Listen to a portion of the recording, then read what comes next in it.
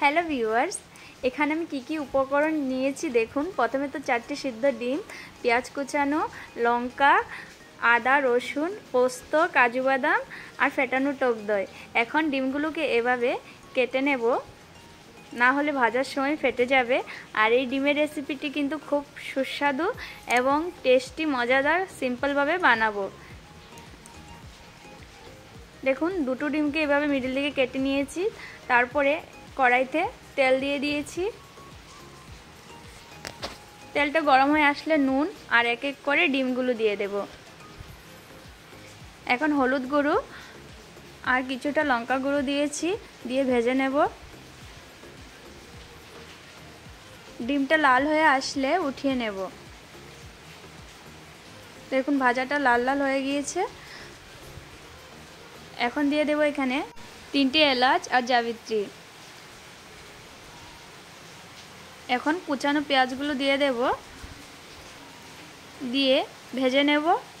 আর পেঁয়াজটা লাল লাল করে ভাজতে হবে। তারপরে দিয়ে দেব এখানে পোস্ত আর কাজু বাদাম, দিয়ে আবারও ভেজে নেব। এগুলো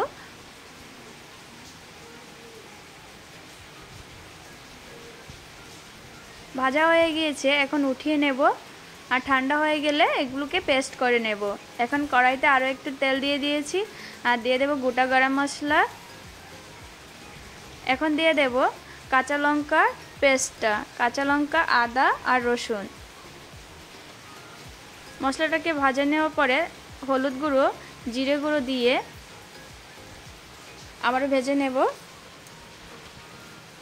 তারপরে দিয়ে দেব ফেটানো টক দইটা। দইটা দিয়েও ভেজে নেব। তারপরে দিয়ে দেব কাশ্মীরি লঙ্কা গুঁড়ো।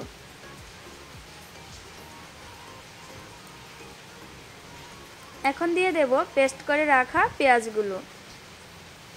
পেঁয়াজটা দিয়ে এভাবে ঘুরিয়ে ঘুরিয়ে নাড়াতে হবে। দেখুন, শুকিয়ে গেছে। এখন দিয়ে দেব পরিমাণ মতো জল।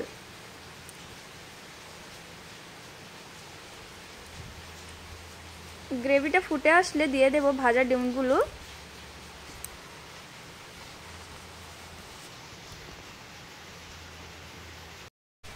ডিমটাকে ভালো করে গ্রেভির সাথে মিশিয়ে দেব।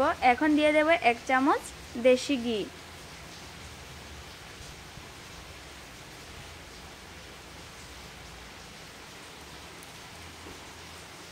এখন 2 মিনিটের জন্য মিডিয়াম আঁচে